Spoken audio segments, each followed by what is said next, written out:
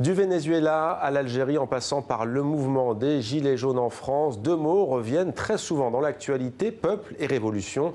On se penche ce soir sur le caractère inédit des révoltes contemporaines. Avec nous pour en parler, l'historienne Ludivine Bantini. Bonsoir. Bonsoir. Soyez la bienvenue sur TV5 Monde. Vous êtes l'auteur de ce petit précis, Révolution. C'est aux éditions Anamosa. Avec nous également une femme que vous connaissez très bien puisque vous enseignez toutes les deux à l'Université de Rouen. Bonsoir Déborah Cohen, merci d'être avec nous. Vous êtes également historienne, enseignante, auteur au sein de la même maison d'édition Anamosa du livre Peuple. On va commencer par l'actualité. En général, les historiennes, vous prenez plutôt du recul, mais tout de même, sur l'Algérie, quand vous voyez les images qui nous parviennent, les slogans aussi, le peuple veut le changement, notamment vous concernant, ou alors la révolution est en marche parfois dans certaines manifestations. Qu'est-ce que ça vous inspire? Est-ce qu'on est dans une révolte, une insurrection populaire du peuple ou une révolution d'ores et déjà en Algérie? Bon, c'est un événement en cours de déploiement, donc ça serait très péremptoire déjà de l'enfermer dans des mots, parce que précisément il faut le respecter dans tout ce qu'il a de surgissement, la force de sa nouveauté aussi. Mais ce qui est frappant, c'est sa puissance, en tout cas sa puissance d'irruption, le courage incroyable des manifestantes et des manifestants. Et de ce point de vue, il y a aussi des formes de ressurgissement de l'histoire qui sont à l'œuvre. Vous en parliez tout à l'heure avec la personnalité de Jamila Bouhired, qui rappelle aussi la révolution de l'indépendance de l'Algérie. Donc, ce qui est certain, c'est que c'est déjà une forme de révolution au sens où c'est un soulèvement qui va changer radicalement la vie du pays et qui fait preuve, encore une fois, d'un courage qui est exceptionnel, parce qu'il faut quand même se rappeler que, par exemple, à Alger, les manifestations étaient interdites depuis des années, strictement interdites. Donc, c'est déjà une manière de braver l'ordre social et politique. Et en ça, c'est un mouvement qui peut s'annoncer en effet révolutionnaire dans ses attendus et dans sa force. Déborah Cohen, des deux côtés d'ailleurs, chez les manifestantes et les manifestants, mais aussi du côté du pouvoir, on convoque souvent le peuple algérien. Qu'est-ce que ça vous évoque? Là, on voit un pouvoir qui, lui, demanderait de n'avoir qu'un peuple de votants, un peuple qui obéirait à un cadre qui serait défini de l'extérieur, à l'injonction de mettre un bulletin dans l'urne. Et face à ce pouvoir et à ces injonctions répond en effet le surgissement d'un peuple qui dit le seul cadre, c'est le peuple. C'est-à-dire que le peuple est le souverain, il est l'origine complète de la légitimité et c'est à lui aussi de définir finalement les formes de ce qui peut advenir. Ludivine Bantini, c'est intéressant parce que ce que vous nous avez dit sur l'Algérie, c'est un peu ce que vous dites sur le mouvement des Gilets jaunes. Quand on vous demande si on pouvait comparer à 1789, 1848, 1871, c'était la Commune, voire plus récemment, même 1968. Vous dites, laissons à l'événement sa dimension de surgissement, sa part d'inattendu et sa singularité. Pourquoi est-ce que vous êtes, en tant qu'historienne, si méfiante sur l'utilisation même du mot, en l'occurrence révolution? Ah non, en l'occurrence, c'est pas une méfiance, mais c'est cette manière souvent de rapporter des événements alors qu'ils sont en cours à des exemples historiques, en quelque sorte pour les enfermer, déjà pour les réduire à des antécédents. Et ces comparaisons servent souvent à dénigrer ce qui est en cours, à dénigrer l'aujourd'hui, à le disqualifier parfois.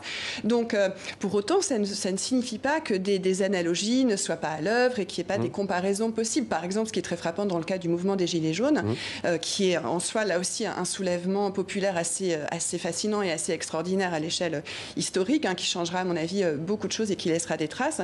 Ce qui est fascinant, entre autres, c'est qu'il y ait à la fois un engagement vraiment dans le présent, dans la volonté de réfléchir à la situation actuelle dans sa singularité, et aussi des références au passé. La référence à 1789 est très prégnante, et dans une autre mesure un peu moindre, mais quand même réellement présente, la référence à 1968 qu'on voit beaucoup au dos des Gilets jaunes. En fait, vous nous invitez à reprendre ce mot révolution au sérieux, et ce que vous nous dites aussi, c'est qu'il a toujours été domestiqué par les pouvoirs depuis la période du 19e siècle. Bien sûr, c'est un grand enjeu pour les dominants, pour les élites, qui ont très peur des mouvements révolutionnaires et qui ont très peur des soulèvements populaires.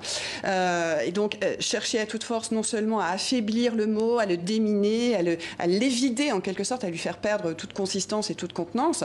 Et voilà, pour aller jusqu'à une comparaison très récente, c'est vrai que c'était assez étonnant de voir que le président de la République, lorsqu'il était en campagne, ait signé un livre qui s'appelait Révolution. Donc c'était quand même une façon de s'approprier le mot pour en changer quand même assez radicalement la perspective du point de vue historique.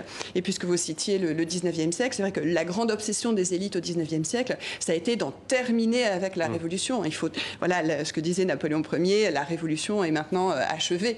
Voilà. Et donc, finalement, ce à quoi on assiste actuellement, c'est en petit, dans un segment chronologique plus restreint, cette grande aspiration des élites au 19e siècle à refermer l'histoire, un peu comme après 68, dans les années 80, par exemple, il s'agissait de dire bah non, il n'y a pas d'alternative, voilà, il faut juste accepter le système tel qu'il est et le monde tel qu'il va ou qu'il ne va pas. Donc là, il y a tout à coup une manière de se ressaisir d'une légitimité, comme le disait également Déborah, une légitimité à la prise de parole et à l'ébranlement de l'ordre établi. Deborah Cohen, je disais qu'on entendait beaucoup le mot peuple, mais aussi populisme aujourd'hui en Europe. Quelle connexion entre les deux termes ?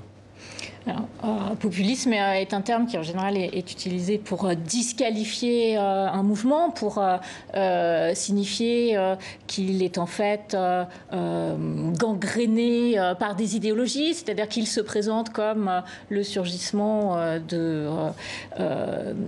d'individualités coalisées, libres, et qu'en fait il est rattaché à des extrêmes, soit voilà, à ce qu'on appelait des extrêmes, soit à l'extrême gauche, soit à l'extrême droite, en faisant bien sûr comme si les deux étaient semblables. Et on a assisté, je pense, dans le mouvement justement des Gilets jaunes, à une très grande conscience du mouvement, du risque de se voir accoler ce qualificatif, et à une volonté de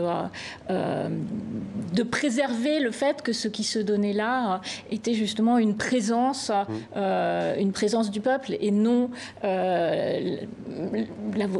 un mouvement qui se rattacherait à un homme, puisque populisme souvent désigne la manière pour le peuple, finalement, de faire allégeance à un charisme, à un homme ou une femme. On peut lire dans votre livre notamment, je mets le livre comme ceci parce que c'est en gros et en exergue, il est notamment écrit « En pays républicain, tant que le peuple ne parle pas, il est la foule, la masse ». Oui, alors il y a cette idée que la République, finalement, donne la parole au peuple, puisqu'elle l'appelle à voter, dans ce que je disais tout à l'heure, dans ces cadres bien définis. Et on a vu au début du mouvement des Gilets jaunes, sans cesse, que la question était posée, mais alors qu'est-ce que vous voulez, mais qu'est-ce que vous dites, mais envoyez-nous des gens qui dressent une liste d'éléments clairs, concrets. Quel est votre programme? Présentez-vous aux élections. Or, ce qui se joue, c'est vraiment au-delà d'une liste possible de griefs. C'est l'idée de tout un monde qui est à redéfinir. Alors Ludivine Bantini, vous nous dites aussi que la Révolution est devenue l'étendard des conservateurs. Là, c'est intéressant. La régression se présente sous les atours du progrès. Les progressistes sont les nouveaux réactionnaires. Comment peut-on en arriver là ? Je ne sais pas si j'ai formulé la chose comme ça, mais enfin, ce qui est intéressant, c'est de voir que dans les deux cas que sont par exemple le mot révolution et le mot réforme, ils sont utilisés souvent pour en renverser radicalement le sens et la perspective. Je pense par exemple que beaucoup de régressions sociales aujourd'hui, de mesures politiques qui vont dans le sens de grignoter des acquis sociaux, sont présentées comme des réformes, alors que par essence historique et politique, elles avaient toujours été considérées comme des mesures qui allaient faire progresser le bien commun. Vous pensez à quoi? L'entrepreneuriat, par exemple? Par exemple, tout ce qui est appelé réforme des retraites, réforme du Code du travail, réforme... Modernisation. Alors, le mot modernisation, par exemple, c'est aussi un mot de passe-passe, un mot de passe et de passe-passe. Plutôt positif à la base. Et évidemment, il s'agit toujours d'enrober avec ces termes-là qui sont positifs parce qu'ils sont lestés d'une histoire qui a été celle de tout un mouvement d'émancipation, mais qui aujourd'hui enveloppe des mesures et des politiques qui sont vraiment très éloignées de cette perspective émancipatrice. Alors, votre livre, Deborah Cohen, montre aussi la nécessité, dites-vous, de réinventer les mobilisations.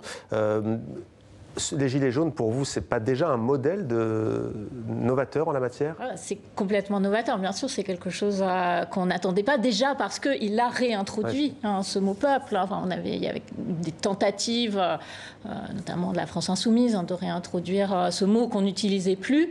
Et là, on a vu vraiment sur le dos des Gilets jaunes, nous sommes le peuple vous surveille. Et avec quelque chose que le pouvoir a bien ressenti comme menaçant. Je ne sais pas si vous vous souvenez, Castaner, tout de suite, justement, on est revenu à l'idée que la légitimité, c'est le vote. Il a dit, voilà, c'est pas 10 000 manifestants dans la rue. Alors, il y en a eu beaucoup plus aussi, 10 000 manifestants dans la rue, ce n'est pas le peuple. Et il y a eu cette tentative, justement, de redéfinir que si le peuple, c'est le fait d'être ensemble, de se parler, de discuter ensemble et ensemble de pouvoir inventer des choses. On ne sait pas, finalement, quels seront les débouchés de ce mouvement. Il n'y aura pas de débouchés institutionnels, il n'y aura l'avenir le dira, on ne sait pas encore, de mise à bas du pouvoir, on ne sait pas, mais une manière d'être ensemble, de se faire confiance, à réémerger, et à partir de là, d'autres choses seront possibles et d'autres choses pourront se construire. Avec le peuple et donc la révolution qui, dans son mouvement même, dites-vous, produit des rêves et des idées. Merci beaucoup Ludivine Bantini. Merci. Révolution, donc édition Anamosa, et aux mêmes éditions Déborah Cohen pour Le Peuple. Merci beaucoup à toutes les deux d'être venues sur notre plateau.